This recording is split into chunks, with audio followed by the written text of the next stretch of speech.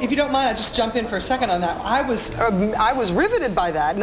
I've heard Howard Dean tell that story before, but him opening his remarks with that today, I thought was interesting, because what he actually said was, he told me something, that man told me something, even my wife couldn't have told me at that moment. Al Gore, as if Al Gore does have some sort of mystical Democratic Party power that we've all been poo-pooing for quite some time. But maybe Howard Dean was sort of signifying there, listen, Gore's going to weigh in here, and we all ought to listen to what he says. I actually thought it was very pointed that he brought that up. That wasn't a story about Howard Dean. That was a story about Al Gore. And I think that's the way it'll be heard in that room.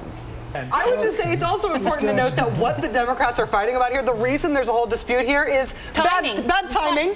Timing on the part of Michigan and Florida being early, in this case, in their primaries. You know, I just add, there's one other thing that makes Michigan more thorny than Florida, and that is that you heard these great impassioned speeches from the Florida advocates this morning saying, you know what, the Republicans did this to us. The Republican legislature, the Republican governor, they put poor Florida Democrats in this position. We need to be rescued. There's a little fighting over whether or not that's true, but they're at least able to make that case. In Michigan, they're not able to make that case that this was something that Michigan Republicans forced them to do.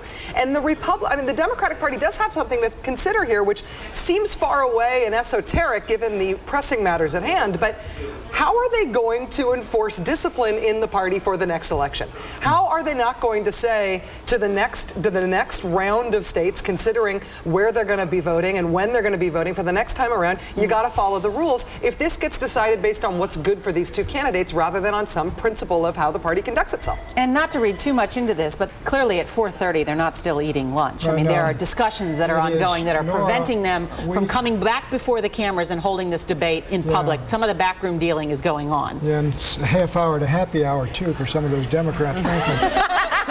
Just for Democrats? I don't know. I know that crowd, Chris. That might be a red, white, and blue phenomenon there. But no. Now, Rachel Maddow, you look concerned, so you are the person to go to right now. Well, you know, Nora Don, of course, is with me here. And the question is anything possible here? Can you solve a simultaneous equation which meets the demands of the Hillary campaign, the demands of the Michigan delegation, the Florida delegation, the DNC, the committee itself, and the two parties? I don't know how they do it. It depends on how principled you want to be here. I think that all of these things are probably solvable if you are willing to compromise and if you combine them. If you say, yes, we can agree on this for Florida, and we will agree on that for Florida if you give us this on Michigan. Are they considering these things individually? Are there principled matters at stake with all of these things, or is this being seen as one big basket of items that needs to be decided, and we need to decide it as a compromise on a basis of how it helps each candidate?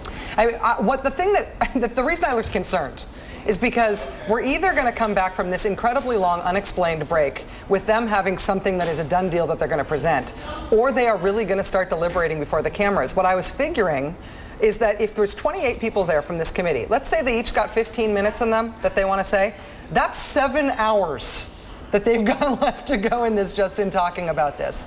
It is hard to know whether or not there is an impetus to resolve this tonight and walk away and say it's done. If there is, we should know that as soon as they're back.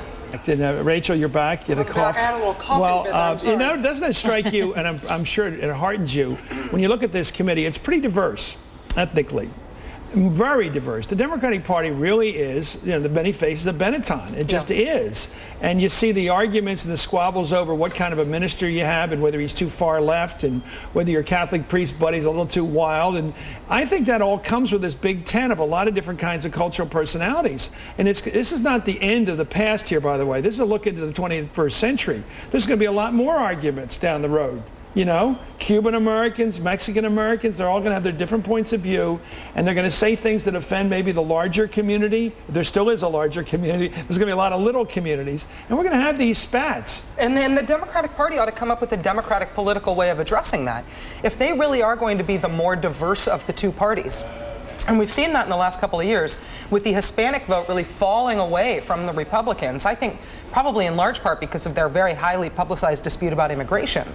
As the Republican Party has become sort of less diverse, and as the Democratic Party has set its sights on states where it couldn't have competed before because of demographic changes, some of what Robert Wexler was talking about with Florida, for example, and the Cuban vote there, the Democratic Party is going to have to figure out a way to deal with all of the friction that comes with that diversity. It comes and it will always come, and you might say it's healthy, although it doesn't. And I want to update our viewers on what appears to be a key development also in this contest. Lynn Sweet, the Chicago Sun-Times, who is a frequent guest on our programs here at NBC and MSNBC, is reporting that Barack Obama has resigned from Trinity Baptist Church, his longtime church in Chicago. This following, of course, not only the Reverend Wright controversy, where he did not resign from that, but I think because the church probably invited back this subsequent priest, who many believe gave racist and even sexist comments before that congregation. And the video showed members of the congregation cheering, laughing, engaged in a moment of sort of jubilation over these comments with Hillary Clinton. Rachel, how significant is that if Barack Obama, and why now? Well, it's a perfect time to bury a piece of news like that. If what you're trying to do is put an end to a storyline, you want to do that on a day when it's not going to dominate a news cycle, but rather you're just going to bring a storyline to a close. And so you do that on the day that we have the Rules and Bylaws Committee meeting. You do that on a day potentially when, this could be a huge development today. If Florida and Michigan do come to a close, that's a very big deal about how the Democratic nominating contest is going to end. You do it the day before Puerto Rico. You do it, at 6:13 Eastern time on a Saturday. You do it heading into the last Tuesday of primaries in this contest. It is a great time to bury this sort of news and to try to sort of take out the trash in terms of political information. We saw that just last week heading into Memorial Day weekend with this sort of series of revelations and disavowals of uncomfortable political bedfellows by John McCain in his campaign. So the timing makes the most sense to me of all of this. In terms of what this means for Barack Obama's political fortunes, it depends on whether the storyline survives in the media, even as he has, if Lynn Sweet's reporting is borne out, has divorced himself from that church. And we are stand by. I just want to get a quick take from Rachel.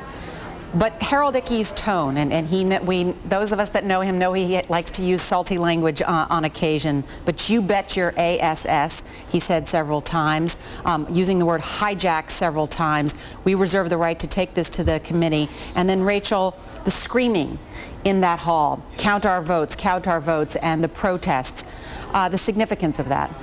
I see this differently than Andrea. I see this as a pretty dramatic day where the results of Puerto Rico and South Dakota and Montana fade a little bit for me in terms of their importance. And I think what just happened in this room is a very clear signal as to what is going to happen. I mean, step back from the trees here for a second and look at this forest. What just happened is that Florida and Michigan, the Democratic parties from both of those states, got their resolutions passed. Both of their proposals for what they wanted to do in their own states passed with support from the Obama campaign.